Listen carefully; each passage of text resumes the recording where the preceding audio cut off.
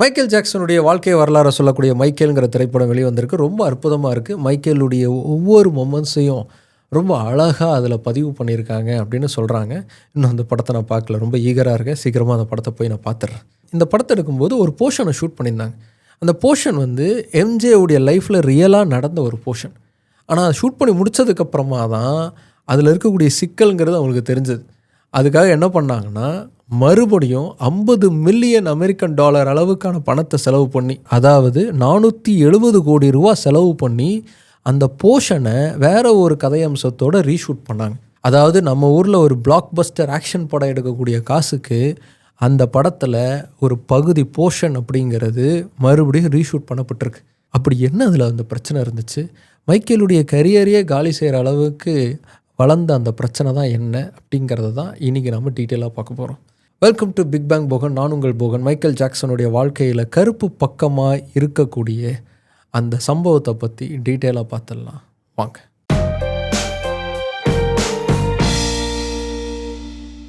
Michael Jackson உலகம் முழுக்க கோடிக்கணக்கான ரசிகர்களை கொண்ட ஒரு மாபெரும் கலைஞன். அவர் போன இடங்கள்லாம் அவரை பார்த்தாலே போதும் கதறி அழுதாங்க ரசிகர்கள். அவரை பார்த்த சந்தோஷத்திலேயே மயக்கம் போட்டு கீழே விழுந்தாங்க. இந்த மாதிரியான சம்பவத்தை சமீபத்தில் தமிழ்நாட்டில் நடந்த பிரச்சாரத்திலலாம் நீங்கள் பார்த்துருப்பீங்க. இதே மாதிரி உலகம் முழுக்க ரசிகர்கள் இருந்தாங்கன்னா எப்படி இருப்பாங்கன்னு கற்பனை பண்ணிக்கோங்க. அதுதான் எம்ஜேவுடைய ஸ்ட்ரென்த். தன்னுடைய பாடல்கள் மூலமாக உலகத்தின் ஒவ்வொரு மூளைக்கும் போய் சேர்ந்த கலைஞன். அவருடைய பாடல்களில் இருந்த வரிகள் வலிகளை போக்கக்கூடியதாகவும் இருந்திருக்கு, வலியை சொல்லக்கூடியதாகவும் இருந்திருக்கு. இப்படிப்பட்ட ஒரு அற்புத கலைஞன் புகழுடைய உச்சத்தில் இருக்கும்போது அவரை பற்றி ஒரு மோசமான செய்திங்கிறது வருது. அந்த செய்தி அவருடைய கரியரையே காலி பண்ணுற அளவுக்கு மாறுச்சு. மைக்கேல் ஜாக்சன்கிற ஒரு இசைக்கலைஞன் இருந்தான் அப்படிங்கிறதே உலகம் மறக்கணும்னு நினைக்கக்கூடிய அளவுக்கு அந்த சம்பவம் அவருடைய பேரை பயங்கரமாக டேமேஜ் பண்ணுச்சு. அது என்ன சம்பவம்? மைக்கேல் ஜாக்சன் அப்படின்னு சொன்னால் பலருக்கும் அவருடைய பாடல், அவருடைய நடனம், அவருடைய அசைவு இதெல்லாம் ஞாபகத்துக்கு வரும். இதை தாண்டி அவர் குழந்தைகளை அப்யூஸ் செய்த ஒருத்தர் அப்படிங்கிற மாதிரியான இமேஜஸ், செய்திகள் ஞாபகத்துக்கு வரும்.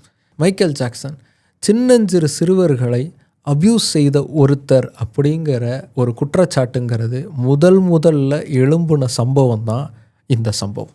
எம்ஜேவுடைய வாழ்க்கை பக்கங்களில் கருப்பு பக்கங்களாக நிரம்பி இருக்கக்கூடிய அந்த சம்பவத்தை த சாண்ட்லர் கேஸ் அப்படின்னு சொல்லுவாங்க. எம்ஜேக்கு எதிராக நடந்த இந்த வழக்கு தான் அவரை மோசமான ஒருத்தராக, குழந்தைகளை அப்யூஸ் செய்யக்கூடிய ஒருத்தராக வரலாற்றில் பதிவு பண்ணுச்சு. ஆனால் இந்த வழக்குடைய வரலாற்றை நம்ம முழுமையாக எடுத்து பார்த்தோம்னா இதில் மைக்கேல் ஜாக்சன் உண்மையிலேயே குற்றவாளியா இல்லை குற்றவாளியாக ஆக்கப்பட்டிருக்காரா அப்படிங்கிற கேள்வி கண்டிப்பாக எழும். இந்த வழக்கை தான் ரீசெண்டாக ரிலீஸ் ஆகிருக்கக்கூடிய மைக்கேல் படத்தில் முதல்ல எடுத்தாங்க. ஆனால் அதுக்கப்புறமா அதில் இருக்கக்கூடிய சிக்கல் தெரிஞ்சதுக்கப்புறம் அதை ரீஷூட் பண்ணியிருக்காங்க வேறு மாதிரி. அப்படி என்ன இந்த சிக்கல் இருந்துச்சு அதை தெரிஞ்சுக்கணுன்னா முதல்ல இந்த கேஸை பற்றி நம்ம முழுசாக புரிஞ்சுக்கணும். 1993 மைக்கேல் ஜாக்சனுக்கு எதிராக நீதிமன்றத்தில் ஒரு வழக்குங்கிறது போடப்பட்டுச்சு. 13 வயசு கொண்ட ஜோர்டன் சாண்ட்லர் அப்படிங்கிற ஒரு சிறுவன் மைக்கேல் ஜாக்சன் என்கிட்ட தப்பாக நடந்துக்கிட்டாரு அப்படிங்கிற குற்றச்சாட்டை அந்த வழக்கு மூலமாக வச்சான். அவனுடைய அந்த வார்த்தைகள் தான் மைக்கேல் ஜாக்சனுடைய வாழ்க்கையையே புரட்டி போடக்கூடிய ஒன்றா இருந்துச்சு. இந்த ஜோர்டன் சாண்ட்லர் யார்? மைக்கேல் ஜாக்சனுக்கு எதிராக இவ்வளவு பெரிய குற்றச்சாட்டை ஏன் அவர் வச்சார்? அதை நம்ம தெரிஞ்சுக்கிறதுக்கு இன்னொரு சம்பவத்தை நம்ம திரும்பி பார்க்கணும். 1993 ஜனவரி மாதம் லாஸ் ஏஞ்சல்ஸில் மைக்கேல் ஜாக்சன் தன்னுடைய காரில் போய்கிட்டு இருந்த சமயத்தில் அவருடைய கார் பிரேக் டவுன் ஆகுது. அப்போது ஒரு டோ சர்வீஸ் மூலமாக பக்கத்தில் இருந்த ஒரு கராஜுக்கு அவருடைய கார் எடுத்துகிட்டு போகப்படுது. ரெண்ட் எ ரெக் அப்படிங்கிறது அந்த கராஜுடைய பேர். கார் ரிப்பேர் ஆகிருந்ததுன்னா காரை அந்த கராஜில் விட்டுட்டு இன்னொரு காரை ரெண்டலுக்கு அவங்களால எடுத்துக்க முடியும். வந்திருக்கிறது king of pop Michael Jackson அப்படின்னு தெரிஞ்ச உடனே அந்த கராஜுடைய ஓனர் டேவிட் ஷ்வார்ட்ஸ் பயங்கரமாக சந்தோஷப்படுறார். இங்கே இருக்கக்கூடிய எந்த காரை வேணால் நீங்கள் ஃப்ரீயாகவே ரெண்ட்டுக்கு எடுத்துக்கலாம், ஒரு பிரச்சனையும் இல்லை அப்படின்னு சொல்கிறார். ஆனால் ஒரே ஒரு ரெக்வஸ்ட் வைக்கிறார். தன்னுடைய வளர்ப்பு மகனான ஜோர்டன் சாண்ட்லருக்கு நீங்கள் ஃபோன் பண்ணி பேசணும் அப்படின்னு சொன்னார். அவருடைய அந்த ரெக்வஸ்ட்டை கேட்டு மைக்கேல் ஜாக்சனும் ஜோர்டன் சாண்ட்லர் அப்படிங்கிற 13 வயது சிறுவனுக்கு கால் பண்ணுறார். அந்த ஒரு ஃபோன் கால் தான் மைக்கேல் ஜாக்சனுடைய வாழ்க்கையில் பெரிய அளவுக்கான பாதிப்பை உருவாக்க போகுதுன்னு அப்போ அவருக்கு தெரியாது. அந்த ஃபோன் காலில் ஜோர்டனுக்கும் மைக்கேல் ஜாக்சனுக்கும் ஒரு நல்ல ஒரு உறவு அப்படிங்கிறது உருவாயிருக்கு. தன்னுடைய நெவர்லாண்ட் எஸ்டேட்டுக்கு ஜோர்டனுடைய சகோதரி, அவருடைய அம்மா 3 பேரையும் கெஸ்ட்டாக கூப்பிட்டாரு மைக்கேல் ஜாக்சன். அவங்களும் கெஸ்ட்டாக போகிறாங்க. அங்கே அவங்களுடைய ரிலேஷன்ஷிப்புங்கிறது நல்லா டெவலப் ஆகுது. பல இடங்களுக்கு ஒன்றா பயணிக்க ஆரம்பிக்கிறாங்க. மொனாக்கோவில் நடந்த வேர்ல்டு மியூசிக் அவார்ட்ஸ்க்கு ஒன்றா போயிருக்காங்க. லாஸ் வேகாஸ், ஃப்ளோரிடா மாதிரியான இடங்களுக்கெல்லாம் ஒன்றா பயணிச்சிருக்காங்க. இப்படி ஒன்று அவங்க போக ஆரம்பிக்கிறாங்க. அவங்களுக்காக வந்து மைக்கேல் ஜாக்சன் செலவு பண்ணுறாரு. குறிப்பாக வந்து ஜோர்டனுக்கு வந்து அதிகமாக ஒரு கேர் எடுத்துக்கிறாரு. அப்படிங்கிறது எல்லாமே ஜோர்டனுடைய பயாலஜிக்கல் ஃபாதர், ஜோர்டனுடைய உண்மையான அப்பா இருப்பார்ல, அவருக்கு செய்திகளாக வந்து சேருது. அவருடைய பேர் இவான் சாண்ட்லர். இவர் ரொம்பவே கஷ்டப்பட்டுக்கிட்டு இருந்தார். சினிமாவில் பெருசாக சாதிக்கணும்னு போராடிக்கிட்டு இருந்த ஒருத்தராக இருந்தார். பெரிய அளவுக்கு பணம் அப்படிங்கிறது அவர் கையில் இல்லை. கஷ்டப்பட்டு இருந்ததுனால ஜீவனாம்சம் கூட இவரால் சரியாக கொடுக்க முடியல. அதுலேயே நிலுவைத் தொகைங்கிறது நிறைய இருந்துச்சு. இப்படி ஒரு சூழலில் பாப் இசையுடைய அரசனாக பார்க்கப்படக்கூடிய மைக்கேல் ஜாக்சனோட தன்னுடைய மகன் நெருக்கமாக இருக்கிறது இவருக்கு தெரிய வருது. இது இவானுக்கு கண்ணை உறுத்த ஆரம்பிச்சது. இதை பயன்படுத்தி நாம் ஏதாவது பெருசாக சாதிக்க முடியாதா, செட்டில் ஆக முடியாதான்னு யோசித்தார் இவான் சாண்ட்லர். எப்படிப்பா சொந்த பையனை வச்சு இப்படி இல்லாமல் யோசிப்பாருன்னு உங்களுக்கு நினைக்க தோணலாம். ஆனால் நான் மிகைப்படுத்தி சொல்லலை, அதுதான் நடந்துச்சு. மைக்கேல் ஜாக்சன் கிட்ட ஜோர்டனை பயன்படுத்தி பணம் சம்பாதிக்கிறதுக்கான வழிமுறைகளை இவான் சாண்ட்லர் ட்ரை பண்ண ஆரம்பிக்கிறார். அப்பப்போ அதுக்கான முயற்சியும் அவர் எடுக்கிறார். ஒரு வாட்டி என்ன பண்ணுறாருன்னா, நீங்கள் ஏன் ஜோர்டனுக்கு ஒரு வீடு கட்டிடக்கூடாது, அப்படி ஒரு வீடு கட்டி கொடுத்துட்டிங்கன்னா நீங்கள் எப்போ வேணால் வந்து ஜோர்டனை பார்க்கலாமே, அந்த வீட்டை நான் நல்லா பார்த்துக்கிறேன் அப்படின்னு சொல்லியிருக்கார். மைக்கேல் ஜாக்சன் அதுக்கு ஒத்துக்கலை. அதுக்கப்புறமா என்ன பண்ணுறாருன்னா, ஒரு உப்புமா ப்ரொடக்ஷன் கம்பெனியை காமிச்சு, இந்த ப்ரொடக்ஷன் கம்பெனியோடு சேர்ந்து நீங்கள் படம் ப்ரொடியூஸ் பண்ணலாமே, 50-50 ப்ரொடியூஸ் பண்ணலாம், அவங்க ஒரு 50% போட்டுருவாங்க, நீங்கள் ஒரு 50% போட்டிங்கன்னா ஒரு சூப்பராக ஒரு படம் எடுத்துடலாம், நல்லா லாபம் பார்க்கலாம் அப்படின்னு சொல்கிறாரு இவான். மைக்கேல் ஜாக்சன் அதுக்கு ஒத்துக்கலை. அதுக்கப்புறமா எனக்கு நல்லா ஸ்க்ரீன் ப்ளே எழுத வரும், நீங்கள் என்னுடைய ஒரு ஸ்கிரிப்டுக்கு 5 மில்லியன்னு தாங்க, அது மாதிரி 4 ஸ்கிரிப்டுக்கு நான் உங்களுக்கு தந்துடுறேன், $20 மில்லியன் எனக்கு கொடுத்தீங்கன்னா போதும், ஒவ்வொரு ஸ்கிரிப்டும் அப்படியே கன்று மாதிரி இருக்கும், வேறு லெவலுக்கு நீங்கள் சம்பாதிக்கலாம் அப்படின்னு பேசுகிறார். மைக்கேல் ஜாக்சன் அதுக்கும் ஒத்துக்கலை. இது எதுக்குமே மைக்கேல் ஜாக்சன் ஒத்துக்காதப்போ தான் இவான் சாண்ட்லர் ஒரு விபரீதமான முடிவு எடுக்கிறார். அந்த முடிவு தான் மைக்கேல் ஜாக்சனுக்கு எதிரான வழக்காக மாறுது. மைக்கேல் ஜாக்சன் மேலே இப்படி ஒரு குற்றச்சாட்டை வைக்கிறதுக்கு முன்னாடி ஜோர்டனுடைய வளர்ப்பு அப்பாவாக இருந்தார்ல டேவிட் ஸ்குவாட்ஸ், அவருக்கும் இவானுக்கும் ஒரு ஃபோன் கால் அப்படிங்கிறது நடக்குது. அந்த ஃபோன் காலை இவானுக்கு தெரியாமல் டேவிட் வந்து ரெக்கார்ட் பண்ணுறார். அந்த ஃபோன் காலில் இவான் பேசினது இதுதான்.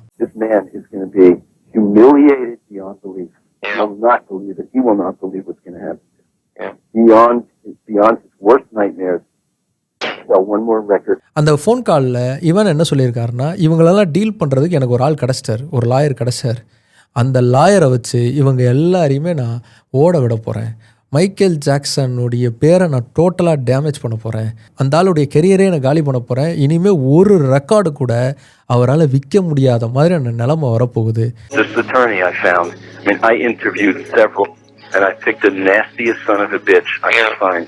Once I make that phone call, this guy is just going to destroy everybody in sight.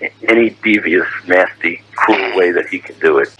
It'll be a massacre if I don't get what I want. இதில் மட்டும் நான் ஜெயிச்சிட்டேன்னா எனக்கு எல்லா பிரச்சனையும் தீர்ந்துடும், நான் நல்லா செட்டில் ஆயிடுவேங்கிற மாதிரி அவர் சொல்கிறார். If I go through with this, I win big time. I will get everything I want and they will be destroyed forever. They will be destroyed.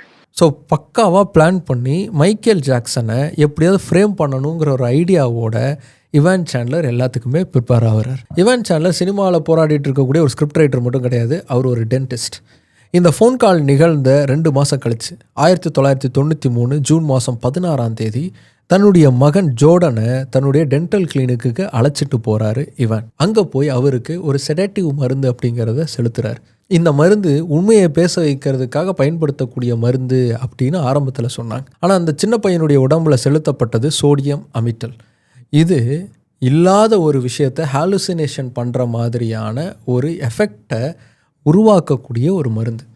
அதை அந்த சின்ன பையனுடைய உடம்புல அவருடைய அப்பாவே செலுத்துகிறார். செலுத்தி அவங்கிட்ட கேள்விகளை கேட்குறார். அந்த மருந்து கொடுத்ததுக்கப்புறமா மைக்கேல் ஜாக்சன் சம்மந்தப்பட்ட இவர் எதிர்பார்க்குற மாதிரியான பதில் வரணுங்கிற மாதிரியான கேள்விகள்லாம் அடுக்கிறார். இந்த கேள்விகளில் ஒரு கட்டத்தில் என்கிட்ட மைக்கேல் ஜாக்சன் தப்பாக நடந்துக்கிட்டாரு அப்படின்னு அந்த பையன் சொல்கிறான். இதை ரெக்கார்டாக வச்சுக்கிட்டு இவான் சாண்ட்லர் உடனே கேஸ் போட்டிருப்பாரு நீங்கள் நினைப்பீங்க. அதான் நடக்கலை. அவர் என்ன பண்ணுறாருனா, நேராக மைக்கேல் ஜாக்சனுடைய வக்கீலை போய் பார்க்குறார். இந்த மாதிரி என்கிட்ட ஆதாரம் இருக்குது, என் பையன்கிட்ட அவர் தப்பாக நடந்திருக்காரு, எனக்கு $20 மில்லியன் நீங்கள் கொடுத்தீங்கன்னா இந்த பிரச்சனை நான் இதோடு விட்டுருவேன் அப்படின்னு சொல்கிறார். மைக்கேல் ஜாக்சனுடைய வக்கீல் உண்மையிலேயே இந்த ஆள் பணத்தாசை பிடிச்சவரா இல்லையா அப்படிங்கிறத செக் பண்ணுறதுக்காக அவ்வளோலாம் தர முடியாது, வேணால் 1 மில்லியன் தரேன்றார். 1 மில்லியனுக்குலாம் வாய்ப்பே இல்லை, 20 மில்லியன் எனக்கு கண்டிப்பாக வேணும் அப்படின்னு கேட்குறாரு இவான். சரிப்பா 3.5 மில்லியன் வாங்கி தரேன்றாரு வக்கீல். இல்லை 20 மில்லியனுக்கு 1 பைசா கம்மியானாலும் பிரச்சனை தாங்க அப்படின்னு சொல்கிறாரு இவான். ஸோ அந்த வக்கீலுக்கு நல்லா தெரிஞ்சு போச்சு, பணத்தை எப்படியாவது பறிக்கணுங்கிற எண்ணத்தோடு தான் இவர் இருக்கார் அப்படின்னு. மைக்கேல் ஜாக்சன் கிட்ட பேச்சுவார்த்தைங்கிறது நடக்குது. மைக்கேல் ஜாக்சன் 1 பைசா என்னால் தர முடியாது அப்படின்னு சொல்கிறார். அதுக்கப்புறமா தான் இந்த பிரச்சனை கோர்ட்டுக்கே போகுது.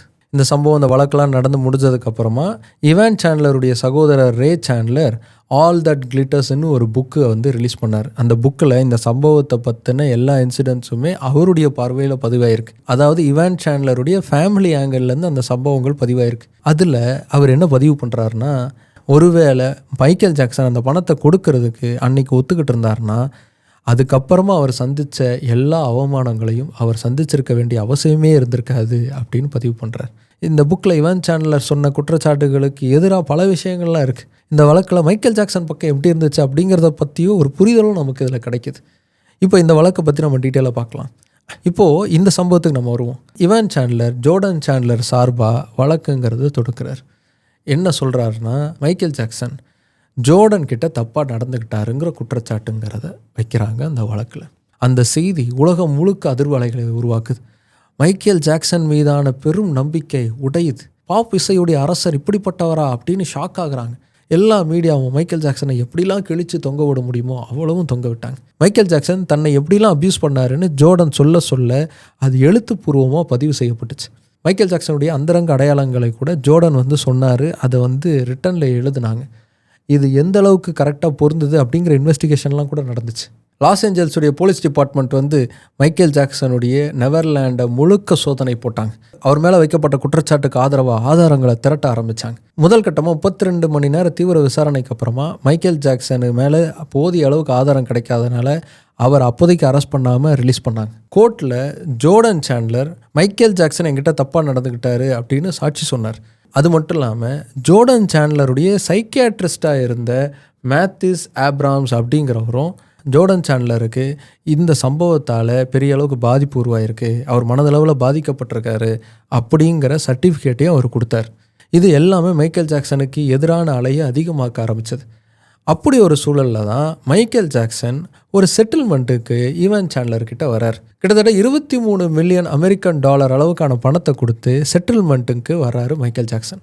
இந்த செய்தி வெளியே வந்ததுக்கப்புறமா அது இன்னும் அவருக்கு பேக் ஃபயர் ஆக ஆரம்பிச்சது. தப்பு பண்ணலன்னா எதுக்கு காசு தரணும், தப்பு பண்ணியிருக்கிறனால தானே காசு தராரு, அப்போ அவர் மோசமானவர் தான், அதனால தான் காசு கொடுத்து ஆஃப் பண்ணுறதுக்கு பார்க்குறாரு அப்படின்னு பேச ஆரம்பித்தாங்க. ஆனால் அதே சமயத்தில் மைக்கேல் ஜாக்சன் சார்பில் சொன்னவங்க என்ன சொன்னாங்கன்னா, இல்லை மைக்கேல் ஜாக்சனுக்கு இப்போ வேறு வழி இல்லை, ஏன்னா இந்த விசாரணைங்கிறது சரியாக நடக்கலை, ஏதோ ஒரு உள்நோக்கத்தோட தப்பாக நடக்குது, அதுலேருந்து மைக்கேல் ஜாக்சன் தப்பிக்கணும்னா பணத்தை கொடுத்து செட்டில் பண்ணுறது தான் கரெக்டாக இருக்கும் அப்படின்னு சொன்னாங்க. அது மட்டும் இல்லாமல் மைக்கேல் ஜாக்சனுடைய இன்சூரன்ஸ் கம்பெனியும் நீங்கள் இம்மிடியட்டாக பணத்தை கொடுத்து செட்டில் பண்ணி ஆகணும், இல்லைன்னா உங்களுக்கு நாங்கள் இன்சூர் பண்ணுறதே பெரிய பிரச்சனையாயிருங்கிற மாதிரி அவருக்கு ப்ரெஷர் கொடுக்கவும் வேறு வழியே இல்லாமல் செட்டில்மெண்ட் பண்ணார் அப்படின்னு சொல்லுவாங்க. மைக்கேல் ஜாக்சன் இதை ஒரு பேட்டியில் வந்து சொல்லியிருக்காரு, நான் அந்த செட்டில்மெண்ட்டுக்கு போயிருக்கக்கூடாது, ஆனால் எனக்கு வேறு வழி இல்லை, என்னை கார்னரில் தள்ளிட்டாங்க, அதனால் அதை செய்ய வேண்டியதாக போச்சு அப்படின்னு சொல்லியிருப்பார். ஆனால் இதில் முக்கியமாக நம்ம கவனிக்க வேண்டியது என்னன்னா, அமெரிக்கா சட்டத்தை பொறுத்த வரைக்கும் இப்படி பணம் வாங்கினாலும் மைக்கேல் ஜாக்சனுக்கு எதிராக இருக்கக்கூடிய கிரிமினல் கேஸ் அப்படிங்கிறது நடந்துக்கிட்டு தான் இருக்கும், அவர் மேலே இருக்கக்கூடிய விசாரணை நடந்துக்கிட்டு தான் இருக்கும். அந்த விசாரணையிலேருந்து அவரால் தப்பிக்க முடியாது. அதாவது கோர்ட்டில் நடந்துக்கிட்டு இருக்கக்கூடிய கேஸுங்கிறது சிவில் கேஸ், அதே சமயத்தில் தனியாக அவர் மேலே ஒரு விசாரணை அப்படிங்கிறது நடந்துக்கிட்டு இருந்தது, அது கிரிமினல் கேஸ். இந்த சிவில் கேஸில் இந்த செட்டில்மெண்ட்டுக்கு வந்ததுக்கப்புறமா சுமூகமாக முடிஞ்சுது. மைக்கேல் ஜாக்சன் குற்றமற்றவர் அப்படின்னு அவர் விடுதலை செஞ்சாங்க. ஆனாலும் மைக்கேல் ஜாக்சனுக்கு எதிரான கிரிமினல் விசாரணை அப்படிங்கிறது நடந்துக்கிட்டு தான் இருந்துச்சு. அவர் ஒட்டுமொத்தமாக நிர்வாணப்படுத்தி அவர் அங்குலமாக விசாரித்தாங்க காவல்துறை. The man handled me very roughly. My shoulder is dislocated literally. If you saw what they did to my arms, it was very bad what they did.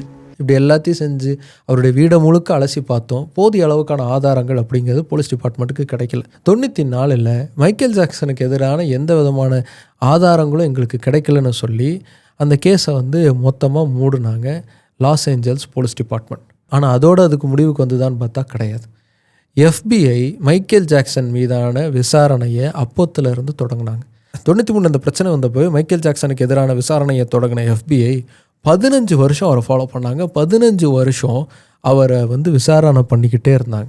அப்படி 15 வருஷம் விசாரணை செஞ்சு முடித்ததுக்கப்புறமா மைக்கேல் ஜாக்சனுக்கு எதிராக ஒரு சாட்சி கூட எங்களுக்கு கிடைக்கலன்னு சொல்லி FBI அந்த கேஸை மொத்தமாக மூடினாங்க. மைக்கேல் ஜாக்சன் குழந்தைகள் விஷயத்தில் தப்பாக நடந்துக்கக்கூடிய ஒருத்தர், ரொம்ப ரொம்ப மோசமான ஒருத்தர் அப்படின்னு உலகத்துக்கு முதல்ல பதிவு செஞ்ச அந்த வழக்கே ஒரு பொய்யான வழக்கு தானோ அப்படின்னு சொல்கிற அளவுக்கு தான் இந்த சம்பவம் எல்லாமே இருந்துச்சு. ஆனால் இன்றைக்கும் இது விமர்சனம் செய்கிறவங்க இருக்க தான் செய்கிறாங்க. மைக்கேல் ஜாக்சன் தன்னுடைய மொத்த பணபலத்தையும் பயன்படுத்தி இந்த கேஸை வந்து ஒன்றுமில்லாமல் ஆக்குனார். ஏன்னா இவர் மேலே இந்த கேஸ் மட்டும் இல்லை, இதே மாதிரி நிறைய கேஸ்லாம் இருந்துச்சு, அதுக்கெலாம் நீங்கள் என்ன பதில் சொல்லுவீங்க அப்படின்னு குற்றச்சாட்டு வைக்க தான் செய்கிறாங்க. ஆனால் அந்த வழக்குடைய டீட்டெயில்ஸை எடுத்து பார்த்தாலும் இதே அளவுக்கான கான்ட்ரவர்சிஸுங்கிறது அதுலேயும் இருக்குது. அந்த வழக்கு என்ன, அது எந்த அளவுக்கு மைக்கேல் ஜாக்சனுடைய வாழ்க்கையை பாதிச்சது அப்படிங்கிறத இன்னொரு நாள் இன்னொரு வீடியோவில் நம்ம டீட்டெயிலாக பார்க்கலாம். இப்போ இந்த வழக்குக்கு மட்டும் வருவோம். இந்த வழக்கில் அதுக்கப்புறமா என்ன நடந்துச்சு, மைக்கேல் ஜாக்சனுக்கு எந்த அளவுக்கு இழப்பு ஏற்பட்டுச்சோ அதே அளவுக்கான இழப்புங்கிறது இவான் சாண்ட்லருக்கு ஏற்பட்டுச்சு. அவருடைய பேருங்கிறது கெட்டு போச்சு.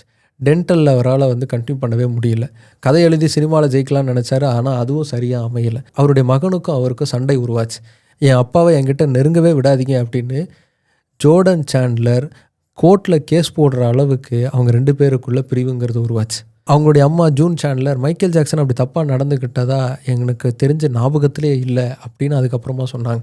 இதெல்லாம் விட ஹைலைட் என்னென்னா 2009 மைக்கேல் ஜாக்சன் மறைஞ்சதுக்கப்புறமா சரியாக 5 மாதம் கழித்து இவான் சாண்ட்லர் துப்பாக்கியால் தன்னைத்தானே சுட்டுக்கிட்டு மரணம் அடைஞ்சார். அவர் மைக்கேல் ஜாக்சனுக்கு எதிராக செயல்பட்டு அவருடைய பேரை டேமேஜ் பண்ண கில்ட்டில் இறந்து போனாரா, இல்லை மைக்கேல் ஜாக்சனுக்கு சரியான தண்டனையை வாங்கி கொடுக்க முடியலையே அப்படிங்கிற வருத்தத்தில் இறந்து போனாரா அப்படிங்கிறது இன்றைக்கும் ஒரு கேள்விக்குறியாக தான் ஒழிஞ்சிக்கிட்டு இருக்கு. இந்த சம்பவத்தை தான் படமாக எடுக்க போய் அதுக்கப்புறமா அதை வந்து ரிமூவ் பண்ணாங்க அந்த சினிமா க்ரூ. என்ன நடந்துச்சு, மைக்கேல் ஜாக்சன் வந்து $23 மில்லியன் கொடுத்து ஒரு செட்டில்மெண்ட்டுக்கு வந்தார் இல்லையா, அப்போ ஒரு அக்ரிமெண்ட்டுங்கிறது 2 பேருக்கும் நடுவில் சைன் பண்ணியிருக்காங்க. அந்த அக்ரிமெண்ட்டில் இவான் சாண்ட்லர் சார்பாக ஒரு லைனுங்கிறது சேர்க்கப்பட்டிருக்கு. இந்த வழக்கு சம்பந்தமாகவோ இந்த வழக்கில் சம்பந்தப்பட்டவங்க சம்பந்தமாகவோ எந்த விதமான திரைப்படமோ நாடகமோ எடுக்கப்படக்கூடாது, நாவல் கூட எழுதக்கூடாது அப்படிங்கிறது ஒரு வரியாக சேர்க்கப்பட்டிருக்கு. இதை படமாக எடுத்து முடித்ததுக்கப்புறமா தான் ப்ரொடக்ஷன் கம்பெனியுடைய லாயர்ஸ் வந்து இதை கவனிக்கிறாங்க. இப்படி ஒன்று இருக்கும்போது நம்ம இப்படி எடுக்கவே முடியாது அப்படின்னு சொல்லி அதுக்காக அதை அப்படியே ட்ராப் பண்ணுறாங்க. எடுத்தது எல்லாத்தையுமே தூக்கி போட்டு அதுக்கு பதிலாக மைக்கேல் ஜாக்சனும் அவருடைய அப்பாவுக்கும் இருந்த ரிலேஷன்ஷிப் எப்படி இருந்துச்சு அப்படிங்கிறத காட்டக்கூடிய விதமாக கதைக்களம் மாற்றப்பட்டு அந்த போர்ஷன் ஷூட் பண்ணப்பட்டு அதுதான் இப்போது படத்தில் இருக்குது. நீங்கள் படம் பார்க்க போனீங்கன்னா படத்தில் எடுக்கப்பட்டு நீக்கப்பட்ட ஒரு உண்மை சம்பவங்கிறது இருக்குது. அது இந்த சம்பவம் தான் அப்படிங்கிறத ஞாபகத்தில் வச்சுக்கோங்க. ஆனால் இந்த வழக்கு சம்பவமாக இன்னொரு கான்ட்ரவர்சி அப்படிங்கிறது இருக்குது. அதுதான் இந்த வீடியோட ஆரம்பத்திலே சொல்லியிருந்தேன், இந்த வழக்குக்கும் மொசாட்டுக்கும் சம்மந்தம் இருக்குது அப்படின்னு. அது என்ன கான்ட்ரவர்சி சொல்கிறாங்க அப்படின்னா, மைக்கேல் ஜாக்சன் ஒரு உலக சுற்றுப்பயணத்துக்கு போகிறார். டேஞ்சரஸ் டூர் அப்படிங்கிறது அந்த டூருடைய பேர். அந்த டூருக்கு போகிற சமயத்தில் அவர் இஸ்ரேலுக்கும் போகிறாரு. இஸ்ரேலில் வந்து பாலஸ்தீனிய மக்கள் படுற கஷ்டத்தை எல்லாம் பார்க்குறாரு. அதை பார்த்து ரொம்ப வருத்தப்பட்டு அமெரிக்காவுக்கு வந்ததுக்கப்புறமா பாலஸ்தீன் டோன்ட் க்ரை அப்படிங்கிற ஒரு பாட்டை எழுதினார். அந்த பாட்டை சோனி நிறுவனம் வந்து ரிலீஸ் பண்ண மாட்டேன் அப்படின்னு சொல்கிறாங்க. அதே மாதிரி அந்த பாட்டை எழுதுனதுக்கப்புறமா தான் மைக்கேல் ஜாக்சன் சந்தித்த எல்லா பிரச்சனைகளும் நடந்துச்சு அப்படின்னு சொல்லுவாங்க. அதாவது மைக்கேல் ஜாக்சன் மீது இப்படி ஒரு மோசமான குற்றச்சாட்டு வைக்கப்பட்டது அவர் இந்த பாட்டை எழுதின 3 மாதத்துக்கு அப்புறமா. இந்த குற்றச்சாட்டை வச்சார்ல இவான் சாண்ட்லர், அவர் பிறப்பால் ஒரு யூதர். அதே மாதிரி அவருடைய மகன் ஜோர்டன் சாண்ட்லர் மனதளவில் பாதிக்கப்பட்டார் அப்படின்னு சர்டிஃபிகேட் கொடுத்தார்ல ஒரு சைக்கியாட்ரிஸ்ட், அவரும் ஒரு யூதர். ஜோர்டனை பார்க்கறதுக்கு முன்னாடியே பார்க்காமலேயே இப்படி ஒரு சர்டிஃபிகேட் அவர் கொடுத்தாரு அப்படிங்கிறதும் கோர்ட்டில் ப்ரூவ் பண்ணப்பட்டிருக்கு. உலகம் முழுக்க எல்லா மீடியாவும் மைக்கேல் ஜாக்சனை இந்த விஷயத்தில் வச்சு போட்டு வறுத்தெடுத்ததும் இதனால தான். இந்த வழக்கு நடந்துக்கிட்டு இருந்த சமயத்தில் மைக்கேல் ஜாக்சன் உண்மையிலேயே குழந்தைகள்கிட்ட தப்பாக நடந்துக்கிறவர் தான் அப்படின்னு மைக்கேல் ஜாக்சனுடைய சகோதரி ஒருத்தங்க பேட்டி கொடுத்தாங்க. எங்கே வச்சு திரும்ப பேட்டி கொடுத்தாங்க? டெல் அவேவில் வச்சு பேட்டி கொடுத்தாங்க. ஆனால் அதுக்கப்புறம் பல வருஷம் கழித்து என்னுடைய கணவருடைய டார்ச்சரால் தான் நான் அப்படி வந்து ஒரு பேட்டி கொடுத்தேன், அப்படி நான் சொல்லாமல் இருந்திருந்தேன்னா அப்போ என் உயிரே போயிருக்கோம் அப்படின்னு கூட அவங்க அதுக்கப்புறம் சொன்னாங்க. மைக்கேல் ஜாக்சன் ஒரு காலகட்டத்தில் தன்னுடைய நண்பர்கள்கிட்ட தன்னுடைய அட்வொகேட்ஸ் கிட்ட ஃபோனில் பேசும்போது அவங்கெல்லாம் ரொம்ப மோசமானவங்க, என் கெரியரே காலி பண்ணுறதுக்கு எந்த உச்சத்துக்கு வேணால் அவங்க போவாங்க அப்படிங்கிறத பதிவு செஞ்சுருக்காரு. என்னுடைய உயிருக்கு ஆபத்து இருக்குது, ஒன்று அவங்க என்னை சுட்டு கொள்ளலாம், இல்லை கத்தியால் குத்தலாம், இல்லை என்னை கொன்னுட்டு போதை மருந்து அதிகமானதால் இவன் செத்து போயிட்டான் அப்படின்னு சொல்லலாம் அப்படின்னு அவரே வந்து தன்னுடைய வார்த்தைகளில் பதிவு பண்ணியிருக்காரு. அது ஆடியோவாகவும் இருக்குது.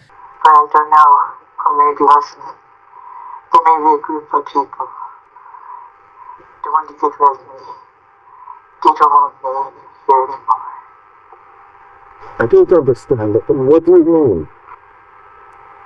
Talk to me. I can't talk about it over the phone. I don't know what's going to happen, but I just feel in my soul, only God knows, they could kill me, they could stab me, they could frame me, and say I will reduce to on drugs. They can do a lot of things. So இதெல்லாம் வச்சு Michael Jackson இஸ்ரேலுக்கு எதிராகவும் பாலஸ்தீனுக்கு சப்போர்ட்டாகவும் பேசினதுனால தான் அவர் மேலே இப்படி ஒரு பழிங்கிறது சுமத்தப்பட்டுச்சு. அவருடைய புகழை மொத்தமாக கெடுத்து அவருடைய கெரியரே காலி பண்ணுற வேலைகள்லாம் நடந்துச்சு அப்படின்னு சொல்லுவாங்க. இதை செஞ்சு முடித்தது எல்லாமே மொசாடு தான் அப்படிங்கிற குற்றச்சாட்டி வைப்பாங்க. ஆனால் இது எந்த அளவுக்கு உண்மை அப்படின்னு எடுத்து பார்த்தா அது முன்னுக்கு பின் முரணாக இருக்குது. ஏன்னா இது நம்ம குரோனாலஜிக்கல் ஆர்டராக எடுத்து பார்த்தோன்னா இது சரியாக பொருந்தாத ஒன்றா இருக்கும். மைக்கேல் ஜாக்சன் உலக சுற்றுப்பயணம் போய் இஸ்ரேலுக்கு போய் அதுக்கப்புறமா அமெரிக்கா வந்து சேர்ந்ததுக்கு அப்புறம் தான் இந்த சம்பவம்லாம் நடந்துச்சான்னு பார்த்தா இல்லை. இப்படி ஒரு குற்றச்சாட்டு வந்ததுக்கு அப்புறமா தான் இப்படி ஒரு சுற்றுப்பயணத்தையே செய்கிறாரு மைக்கேல் ஜாக்சன். அதே மாதிரி அவருடைய தங்கச்சி பேட்டி கொடுத்ததாக இருக்கட்டும், சைக்கியாட்ரிஸ்ட் சொன்னதாக இருக்கட்டும், இது எல்லாமே கோயின்சிடென்ஸாக வந்து அமைஞ்ச மாதிரியான ஒரு விஷயமாக தான் இருக்குது. அதை அப்படியே இந்த சம்பவத்தோடு பொருத்தி பார்க்குறதுங்கிறது சரியாக இருக்காது அப்படிங்கிறது தான் நிறைய பேருடைய கருத்தாக இருக்குது. நீங்கள் என்ன நினைக்கிறீங்க? இது எல்லாத்தையும் நம்ம பார்த்துட்டோம். இதை பார்த்ததுக்கப்புறமா உங்களுடைய முடிவு என்னவாக இருக்குது?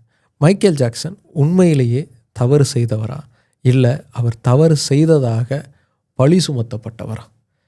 எது உண்மையாக இருக்கும்னு நம்புறீங்கன்னு கீழே கமெண்ட் பண்ணுங்கள், டிஸ்கஸ் பண்ணலாம்.